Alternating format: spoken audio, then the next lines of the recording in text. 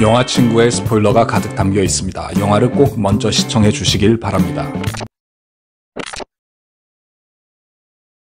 비슷한 길을 걷는 준석과 동수인 줄 알았는데 그들 또한 각자 자신의 길을 자신의 방식으로 걸어가는데요. 동수는 어찌 보면 참 안타까운 인물인 것 같습니다. 어릴 적부터 아버지의 직업을 부끄러워했던 것처럼 동수는 그 낮은 자존감 덕에 컴플렉스에 둘러싸인 인물이 되어버렸죠. 어릴 적 준석과 화장실에서 대립 아닌 대립을 한 동수는 자신의 모습을 거울을 통해 보았습니다. 택시 드라이버를 오마주한 장면이겠는데요. 동수는 거울을 깨부수는 인물은 아닙니다. 퇴학 처리가 되고 학교에 찾아가 부산에서 흔히 하는 말로 겐세이를 놓을 때에도 동수는 유리만 깨트릴 뿐 마지막 순간까지 자신을 비추는 거울을 부수지는 않습니다. 즉 자아를 망가뜨리고 싶지 않은 의지의 표명인 것이죠. 하지만 동수는 점점 타락하고 맙니다. 출소 후 아버지로부터 두부를 건네받고도 동수는 먹는 모습을 보이지 않습니다. 두부가 상징하는 선한 인물로 살 것을 거부하겠다라는 의지를 보인 것이죠. 또한 상곤의 어떤 개똥 철학에도 남들은 나보고 형님 등에 칼을 꽂는 배신해서도 내가 원하는 거는 항상 1등만 있으면 썩으니까 내가 2등이 돼갖고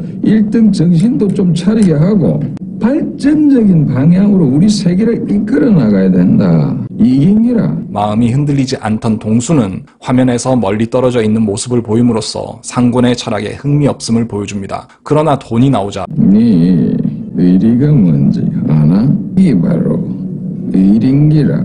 동수는 곧장 화면에 클로즈업된 모습으로 보이는데요. 이는 자연스레 배금주의에 물든 동수의 모습을 설명해냅니다. 그리고 준석 아버지의 장례식에서 준석과 인사하며 어둠 속으로 사라지는 것으로 완전히 악인으로의 삶을 이행하려는 그의 의지에 방점을 찍죠. 하지만 거울을 깨부수지 않았다는 것은 동수가 그래도 붙잡고 있는 마지막 선이 있음을 의미합니다. 이에 준석과 하와이 대립신 이후 생각을 고쳐먹고 상택을 배웅하러 나가려 했던 것이고요. 그런 동수와 준석은 비슷하면서 굉장히 다릅니다. 동수는 자신의 모습을 변화하며 인물의 됨됨이도 함께 변화하는 카멜레온과 같은 인물입니다. 원래는 준석과 비슷했기에 동수와 준석은 같은 옷을 입거나 비슷한 옷을 입었습니다. 특히 이 장면에서 동수와 준석의 의상은 둘이 하나의 통일을 의미합니다. 동수의 상의, 준석의 하의는 하나의 교련복이죠. 또한 교련은 남과 북의 대립과 화합 둘 다를 의미하기도 합니다. 화장실 대립신 이후 조금은 서먹했던 감정이 자연스레 누그러뜨려지는 것을 이렇게 입고 있는 옷의 통일성으로 자연스레 표현되는 겁니다. 준석과 마지막 인사를 할 때에도 동수는 검정과 흰색 옷으로 평소의 준석과 비슷한 색감의 통일된 인물임을 보여주었지만 상곤의 부하가 되고부터는 여러 무늬와 여러 색의 옷을 입는 것으로 그의 변화를 보여줍니다. 반면 준석은 한결같은 모습입니다.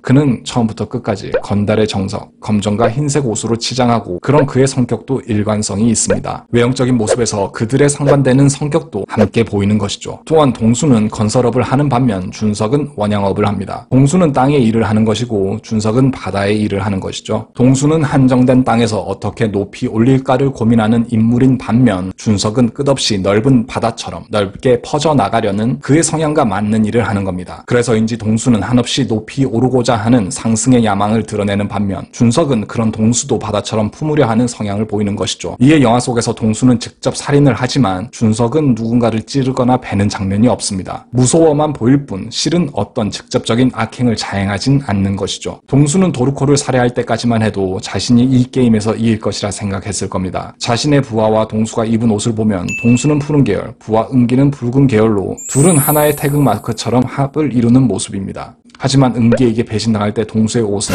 보라색 계열이고 은기는 녹색 계열입니다. 녹색에서 빨간색이 더해져야 보랏빛이 되듯 녹색 옷을 입은 은기는 보랏빛 동수에게서 빨간색을 빼버리는 배신을 하는 것입니다. 준석은 이 모든 사건은 자신이 사주에 벌어진 것이라 자백합니다. 그리고 상택은 준석의 면회를 가는데요. 이 면회 씬을 포함해 영화 속에서 상택과 준석은 단둘이 대화하는 모습을 여러 차례 보입니다. 먼저 준석의 집 옥상에서 2번 상택과 대화를 하는 씬이 나오는데요. 처음은 한낮 준석의 집 옥상에서였습니다. 이때는 아직 꿈도 많고 미래도 창창하기에 학교에서 어떤 일이 있었던 건 간에 둘은 밝은 모습을 보입니다. 하지만 이후 달밤 옥상 씬은 상택이 집에서 전세금을 몰래 빼와 준석과 가출을 타진하는 모습인데요. 준석이 상택을 설득해 집으로 돌려보내는 밝은 결말인 듯 보이지만 실은 그렇지 못합니다. 둘은 어두운 밤에 이야기를 나누었고 그런 그들을 낭만적으로 비추는 야경이 함께했죠. 하지만 씬이 끝나는 것과 함께 화면에서 불빛은 모두 사라져 희망 없이 어둠으로 들어가는 모습을 보입니다. 마치 동수가 어둠 속에 사라질 때의 모습처럼 말이죠. 그리고 곧장 이어진 씬에서 약에 쩔어 타락해버린 준석의 모습을 보이는 겁니다. 희망과 낭만이 사라져버린 전 시퀀스의 마지막 모습처럼 말이죠. 그리고 면회 씬에서 상택과 준석은 애써 슬픔을 감추고 겉도는 이야기를 나눕니다. 둘은 서로 마음에도 없는 인사치레 이야기를 하는데요. 이때 둘에게는 철조망이 서로의 얼굴을 덮고 있습니다. 둘의 이야기에 뭔가 벽이 있는 느낌을 이렇게 보여주는 것이죠. 그러다 상택이 준석의 진짜 의중을 묻자 그제야 그들의 진솔해진 이야기의 깊이를 보여주듯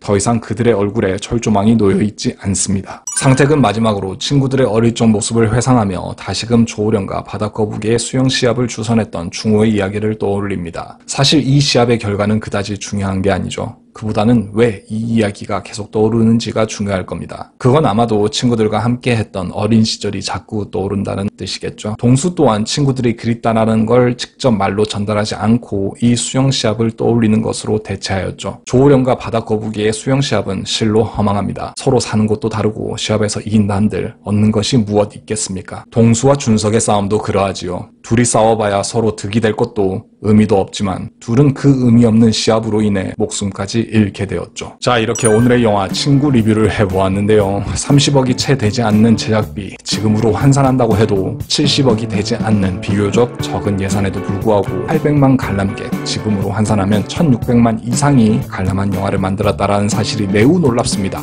더욱 놀라운 사실은 이 명작 뒤에 이상한 속편이 만들어졌다는 것일 텐데요. 그것도 같은 곽경택 감독이 연출을 했는데도 말이죠. 많은 분들이 친구2가 만들어진 것에 굉장히 개탄했을 것으로 사료됩니다. 개인적으로는 친구2가 그다지 별로는 아니었습니다. 영화 친구를 함께 관람했던 친구 중 한 명이 영화 친구2의 단역을 맡는 기적과도 같은 일이 벌어졌기 때문인데요. 덕분에 저 또한 친구의 빈자리를 메꾸기 위해 명량이라는 영화의 병사 중 한 명으로 출연할 기회를 얻기도 했었습니다. 어쨌든 영화 친구는 어떻게든 친구와 관련한 에피소드를 떠오르게 하는 영화인 것 같습니다. 혹시라도 아직 영화를 본 적이 없으시다면 영화 친구 추천합니다. 지금까지 무비크랭크였습니다. 감사합니다.